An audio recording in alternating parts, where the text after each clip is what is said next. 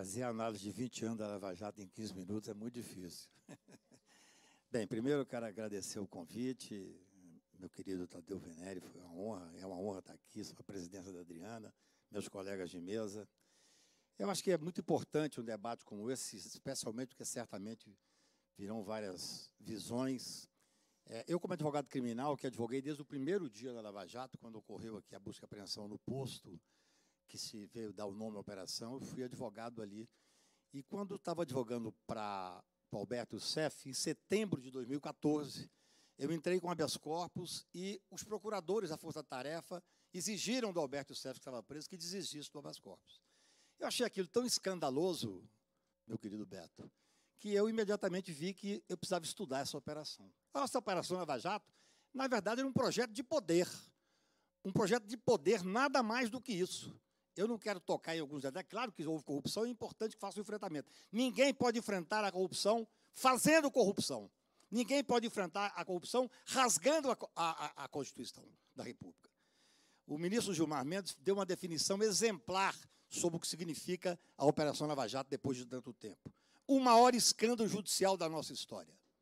A Operação Lava Jato, nas palavras do ministro Gilmar Mendes, e olha que eu falei isso durante 13 anos, 12 anos correndo no Brasil, 8 anos já depois que esses procuradores da República, da Força Tarefa, coordenados por um juiz federal, o que é crime?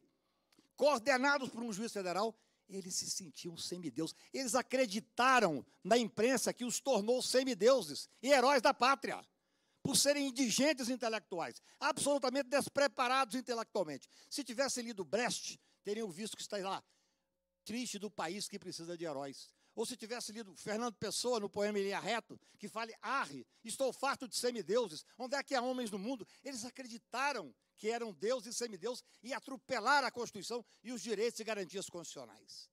Essa é a definição hoje, depois de tantos anos da Lava Jato. O ministro Gilmar Mendes, ele diz que, infelizmente, a Operação Lava Jato, coordenada por um juiz que tinha os seus procuradores adestrados, isso hoje não tem dúvida disso, está comprovado. Ele disse que terminou como uma organização criminosa. Olha como é grave. Sabe por que eu tenho o maior prazer de estar aqui em frente a essa casa que eu respeito tanto? Porque não é possível que o Supremo Tribunal Federal diga que houve corrupção no sistema de justiça ao tornar parcial aquele julgamento famoso e histórico do Supremo Tribunal, anulando as sentenças. Eu pergunto aos senhores que são, às vezes, nem são estudantes de direito, nem são advogados, por que o sítio de São Paulo foi julgado em Curitiba por uma questão política? Por que o triplex do Lula foi julgado em Curitiba por uma questão política? Aquilo que interessava ao senhor Sérgio Moro e os seus procuradores adestrados, ele levava para ele, porque ele foi o responsável, inclusive, boa parte responsável, pela instalação do fascismo no Brasil. Porque ele foi o grande eleitor de Bolsonaro. Ao prender o Lula, que era o único que estava na frente de Bolsonaro naquele momento, manter o Lula preso 580 dias, e depois aceitar. Numa definição clássica que qualquer menino de primeiro ano do direito sabe disso, a definição clássica de corrupção. Ele pegou o ato de ofício, prendeu o Lula, e depois, ainda com a toga nos ombros, teve a disfarçatez de aceitar ser ministro da Justiça daquele que ele tinha conseguido eleger. Isso é um escândalo, isso é um escárnio. Felizmente, a história está mostrando quem era esse grupo que coordenava a organização. Eu nem vou falar do prejuízo que deu para o Brasil, porque teremos várias pessoas que viram aqui para fazer esse enfrentamento. O meu curto espaço de tempo será para fazer o enfrentamento daquilo que, para mim, é o mais importante. Um grupo apoiado pela grande mídia, ainda temos aí as viúvas da Lava Jato frequentemente na grande mídia, um grupo que acabou com a reputação de muitas pessoas sérias do Brasil, que fez o enfrentamento. Eu fui advogado de mais de 20 pessoas na Operação Lava Jato. É humilhante. O que eles fizeram com o Instituto da Delação Premiada, qualquer advogado sabe disso, foi um estupro no Instituto. Porque o subprocurador da República admitiu, por escrito, no STJ, e não teve absolutamente nenhuma reação por parte dos procuradores, que eles faziam as prisões para obter delação. Isso é um escárnio. Isso é tortura. Tortura legalizada em nome do combate à corrupção. Imagine o que é você levar o cidadão para a prisão, sendo muitas vezes inocente. E vou relatar um caso aqui que me dói relatar. Eu fui advogado do Raul Smith, um brasileiro português em Lisboa. Ganhamos a extradição. E aí, estranhamente, logo em seguida, houve uma busca e apreensão na casa da filha dele, que era cineasta, que não tinha nenhuma ligação, absolutamente nenhuma ligação, com o que o pai fazia. Depois ficamos sabendo dos diálogos, onde diziam, vamos prender a filha que ele volta para o Brasil. Criminosos, covardes, ir para cima de uma menina inocente que não tinha nenhuma relação com o que estava sendo investigado. Essa é, para mim, uma definição exata. Sabe o que é prender uma pessoa inocente para conseguir delação? É crime, é tortura, mea culpa. No poema Versos do Prisioneiro, a sentença, fala, você tem que aprender a respeitar a vida humana, diz o juiz. Parecia justo, mas o juiz não sabia que, para muitos, a vida não é humana.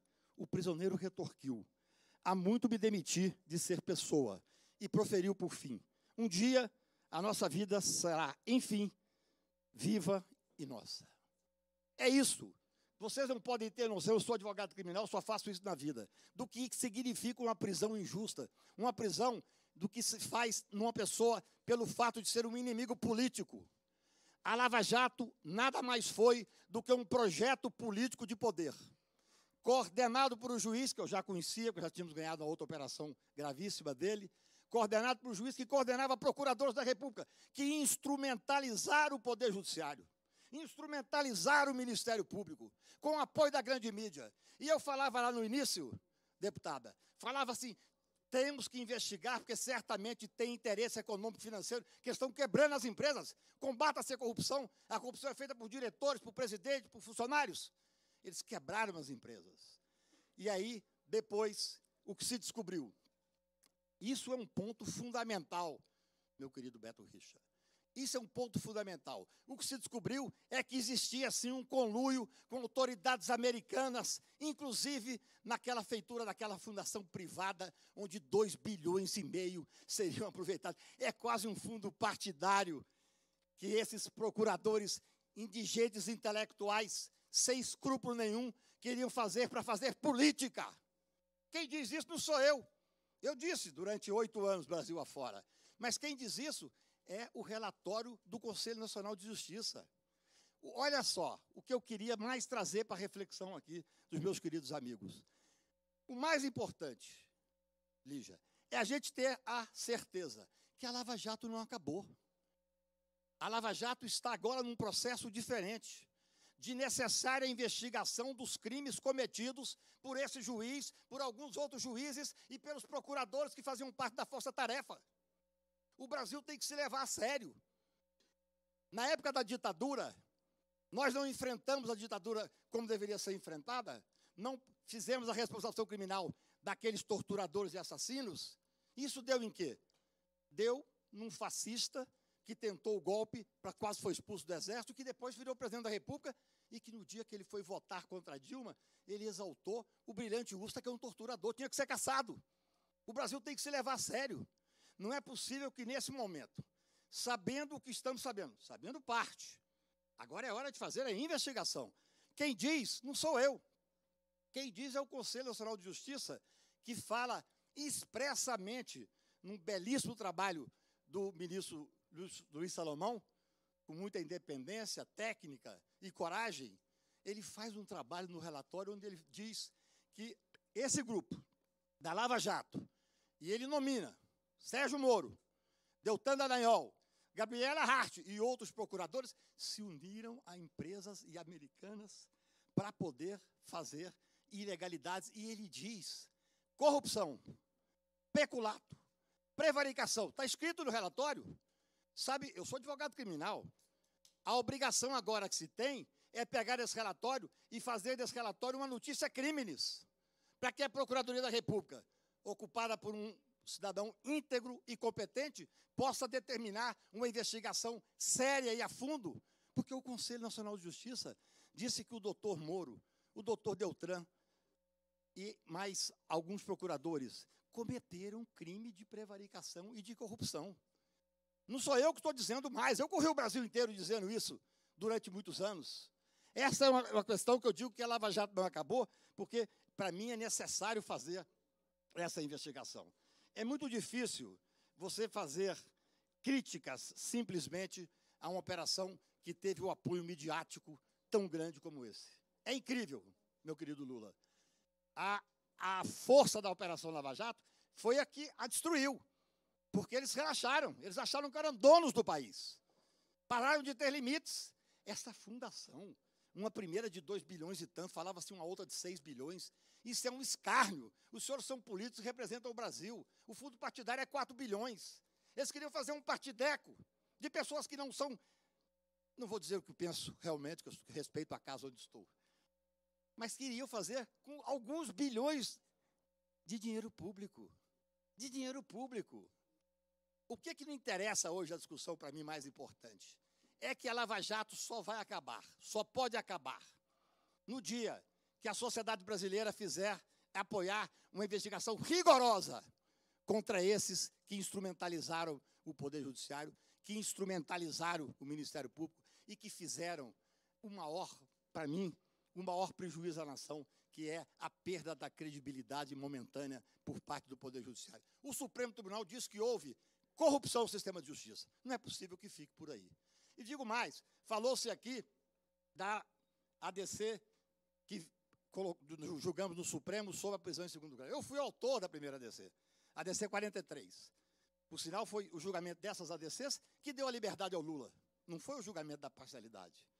E digo mais, ouvi à época de amigos do senhor Sérgio Moro que ele estava extremamente contrariado, que era a maior derrota da Lava Jato. Penso eu, Adriana, que hoje ele reza para mim. Porque quando ele for condenado, nós vamos querer dar a ele o direito de ser preso só após o trânsito em julgado. A grande diferença que nós temos que fazer, deputado, é que não se pode pegar... Nós ganhamos contra a tirania, mas nós não podemos adotar os métodos da tirania, senão nós teremos perdido. A humanidade terá perdido.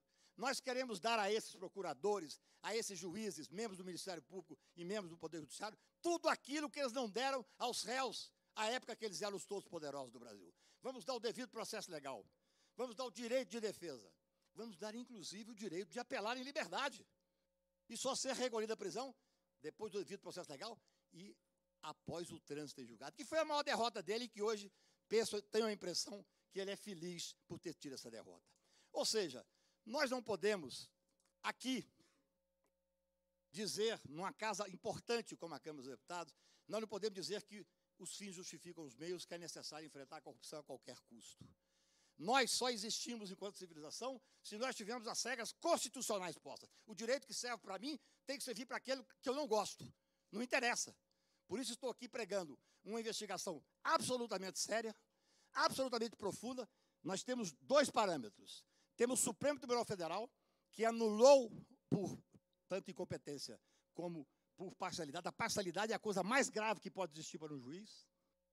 Mais grave. Imagine você ser julgado por um juiz parcial. A sentença vem antes. A sentença já está pronta. Mas também nós temos que ter a convicção de que várias famílias, várias vidas políticas, várias empresas foram massacradas por causa dessa visão autoritária, especialmente desse juiz que se julgava todo poderoso. E também dos procuradores adestrados que ele coordenava. O sistema está todo errado.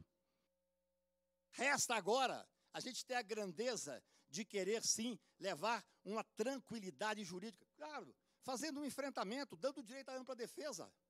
Mas é necessário que nós saibamos que a história que foi contada, felizmente, eu andei 10 anos no Brasil fazendo esse debate, quando eles eram semideuses, quando eles tinham um apoio maciço da mídia. Eu vi amigos, famílias dilaceradas, vi políticos perder a condição de fazer qualquer tipo de candidatura. E sabia que aquilo ali que existia era um projeto de poder. Projeto de poder que, num dado momento, deu certo. Deu certo porque o principal deles, talvez o principal, ele assumiu o cargo de ministro da Justiça daquele que ele elegeu. Ele foi o maior eleitor do Bolsonaro e assumiu o projeto, o Ministério da Justiça. Só não continuou porque houve uma briga de quadrilha. Porque senão ele seria candidato à presidência ou mesmo ao Supremo Tribunal Federal. Eu agradeço, espero ter contribuído. Poderia falar mais algum tempo, porque há muito tempo eu espero poder vir a essa casa para dizer o que penso desse grupo que usurpou a credibilidade do Poder Judiciário no Brasil, mas que, felizmente, dando a eles todos os direitos e garantias constitucionais, que é o que interessa. Nós vamos chegar e fazer uma discussão sobre o Brasil. Por que que nós deixamos chegar a esse ponto? Eu quero dizer para vocês com tranquilidade, presidente, e pedindo vênia, que é necessário o advogado criminal, o advogado, o cidadão que defende a Constituição, seguir a Constituição é um norte. Falei da Tribuna do Supremo que, ao defender a Constituição, eu estava defendendo o direito daquele que eu não conheço, o direito daquele que merece viver num país civilizado. Muito obrigado a vocês.